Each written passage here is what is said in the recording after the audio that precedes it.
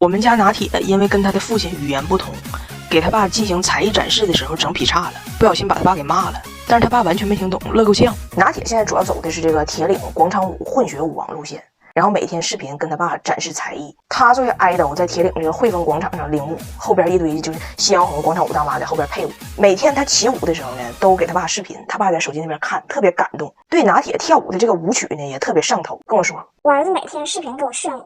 每天跳的还都一个歌，那歌挺好听。我猜应该是专门说给我选了一首跟父爱有关的歌吧。我说你咋知道跟父爱有关呢？东北广场舞大妈选歌的时候曲风可正经挺野呢。他说不野，就是听起来是一首东北嗨曲，然后里边老说这个要给我一点阳光，给我一点温暖，还要给我一点娱乐存款。我一听感觉就不对呢，就在我们东北语系里，给你点阳光这句话啥时候在这儿截止过呀？这只是一个前缀呀，重点不是在你就灿烂吗？当天晚上拿铁又给他爸起舞的时候，我的视频电话也打了过去，果然给你整点阳光你就立马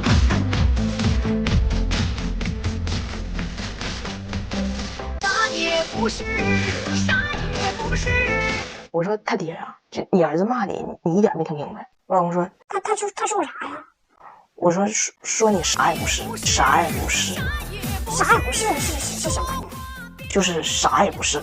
你还别吱声呢，他还告诉你了，做人莫张狂，言多必有失。说话别太多，言多必有失。世界杯开始了，我跟大胖媳妇一起看的开幕式。哎，你说他一个加拿大人还给他看的贼嫌弃，说他看不了，因为他有北京奥运会开幕式后遗症。还问我说，哎，你有没有一种感觉，就北京奥运会开幕式之后哈，就看不了任何世界盛事的，就之后任何的开幕式看着就觉得淡，有点晃的上。就感觉张艺谋导演用手机剪出来的开幕式都比这强。他说当年我看北京奥运会的时候，我记得可清楚了，就看一群人离远就乱七八糟就出来了，就蔓延就扩散，然后咔一下就变队形了，吓你一激灵啊！变成队形，咔变色了，变色咔换色了，换色之后咔部分换色了，就唰，最后出来个糊，然后全场灯都灭了吧，我以为完事儿了，还亮，眼睛一闭一睁，出来8000个否。眼睛一闭再睁，出来的地球和一个长发短脖男子，永远一家人那种感觉。然后放鞭炮也是，先近景给一些就是世俗的烟火，然后咔切远景，几个大脚丫朝你啪，就你明白我意思不？就你看到的每一幕每一秒后边都有小反转、小巧思。所以我看完北京奥运会开幕式，我就有后遗症，我就控制不住，老想等那个反转，等巧思。但是人家是真没有。你看这开幕式啊，也出了一堆人溜达的出来了，我等着啊，就咔换队形的，人溜达下去了，完事儿了。完也整出来一堆吉祥物，我就等着，我就寻思咋的，得帮家中间爆飞出来一堆鸽子，然后其中有一个长发短脖鸽，就然后咵一脚一个点球，把圣火就给点燃了，然后全场鸽子咔全变色了，只有中间对角线区域的些许白鸽子没有变，奇变偶不变，颜色看象限，然后突然咔所有的鸽子都停飞，那些白色的鸽子在球场的中间就汇聚成了一个醒目的卡塔尔，就我心中期待的好像是这种感觉。我说别的还好说，鸽子这玩意儿别轻易停飞，底下还有8000个否呢，都给砸绿了。然后最后放烟火也是，反正能看出来有钱，就是干放，也不加看钮啥的。我说那你那么嫌弃你就别看，你一个加拿大人，世界杯跟你有什么关系？他说跟你也没关系。世界杯开始1周有余了，大概3天前他才得知加拿大入选世界杯了，突然成了球迷，享年38岁。足球的知识不咋够，全靠装备来拼凑。哎，样子还是义乌产的。这几天就一直很膨胀了。今儿下午跟我说，哎，你说俺加拿大哈，你说一共20人，11个来卡塔尔，再来几个看球的。我家没放钉子。仪式感拉得很满啊！但是这是我有生以来第一次看见一个人不会唱自己的国歌。他说他国歌改歌词了。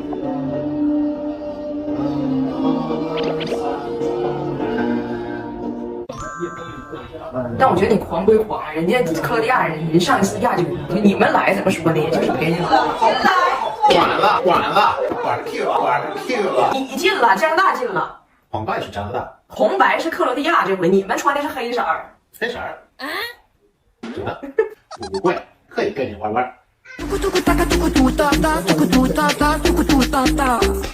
跟静影，大摇开。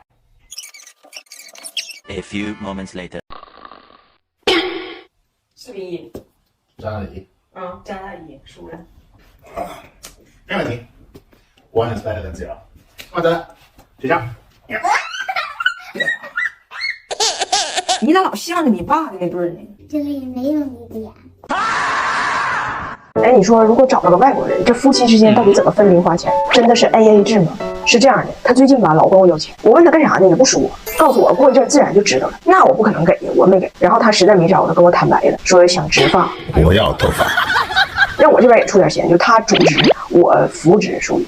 我说植发这玩意儿挺贵的，你们外国不都 AA 制吗？我给你植一边。她就抗议，她说我现在不是以夫妻的关系和请求你，我是在以雇佣关系要挟你。我此刻不是你老公，我是你张彩良旗下的头部艺人。平时你发视频，评论区我挨个看挨个翻，大家爱的是我。在你的视频里，我是顶流，我植发这2万块钱，你要非跟我 AA 制，一人一半，那你600多万粉丝你也给我一半，我自己单飞，我自己单飞。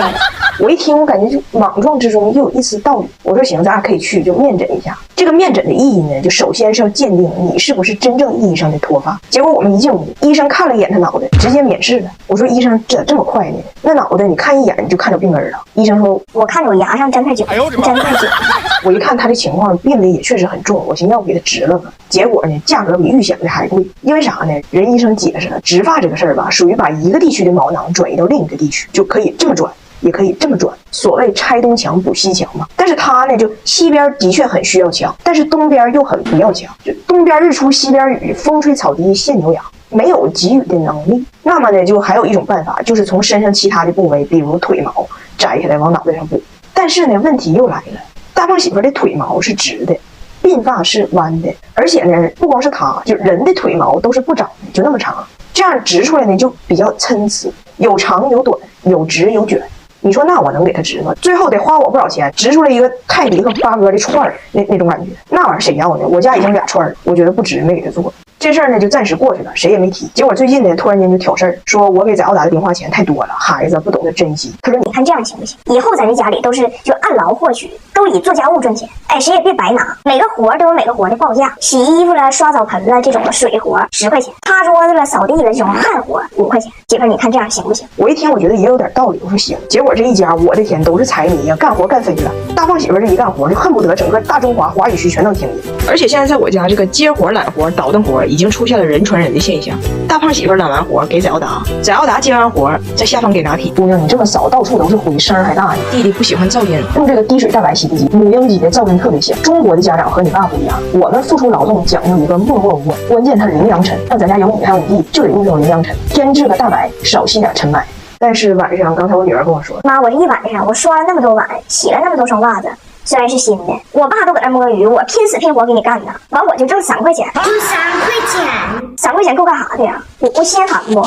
我说不对，姑娘，谁给你的这个报价呀？他说我爸呀，他说你就给的这个报价，水活1块，汗活6毛吗？我说姑娘啊，你可长点心吧，咱俩还巴巴跟人算账呢，结果让这个来自加拿大的加菲给算计了。我是中介，我收服务费。朋友们，我的肋骨好像断了一根，大胖媳妇压的。这个视频可能很多朋友们看见过，是我另一个号的开头，很多评论都在夸这个转场好丝滑，好有设计。其实背后的真相很吓人。他把我翻过去之后，给了我一个爱的抱抱，但是他发力的时候被桌子绊了一下，所以他这个爱的抱抱是非常失控的。我当时就喘不了气儿了，当时痛过之后我很生气，我让他减减。他说他虽然胖，但是体检没啥事儿，他是个健康的胖子。我说我现在担心的不是你的健康，是我的健康。有人说女人是男人的一根肋骨做成，在咱俩的关系中，这肋骨你咋还往回要呢？往回要呢？我说你呀，你尤其得注意，你们家是有巨型肥胖基因的。这个男人被我一顿轰炸之后稍微顺从了，但是我呢要出差1整周。我出差之前就跟家阿姨说，我说姐，我求你，给你一个艰巨的任务，控制一下 Jamie 的饮食。我把你家零食全扔了，他的外卖软件是我给他注册的，我给他退出登录，他也不知道密码。今天开始他只吃你做的饭，压力给到你，让他瘦下来。喂，周姐，就是 Jamie 听话不？Jamie 挺听话的，也没有顶外卖，晚上也没有吃零食。啊，那就行，我主要就担心他。但是有个事儿。啥事儿啊？就是咱们家我给毛毛准备的那鸡胗没了，狗的鸡胗没了。虽然鸡胗嫌疑人非常有作案经验，但是监控录像里依然能看到一些蛛丝马迹。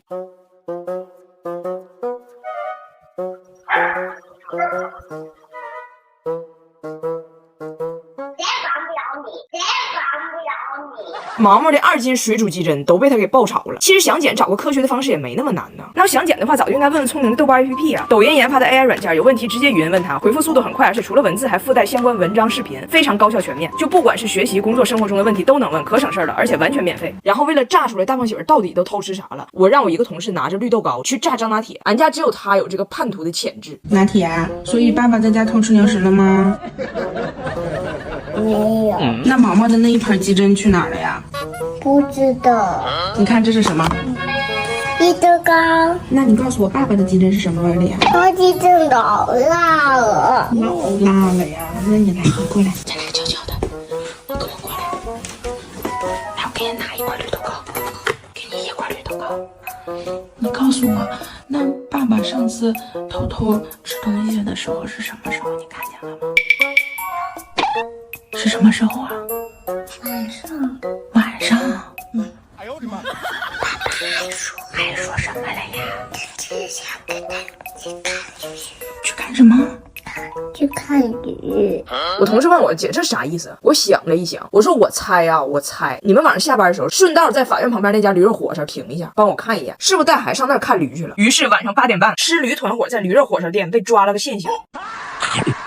我有点想明白了，有时候人呢就是命，我可能永远都管不了他。我们去重庆看着一家人体彩绘，张家铁想做，大胖媳妇也要做，他查了一遍可做的词儿，最后选的是沉溺，他觉得很浪漫。结果我们买的船票到点了，马上就赶不上了，我们说不行了，来不及了，赶紧走，来不及了，来不及了，走吧，真的。于是他的沉溺做了一半，只有一个沉，他炫耀了1个月，炫耀了1个月。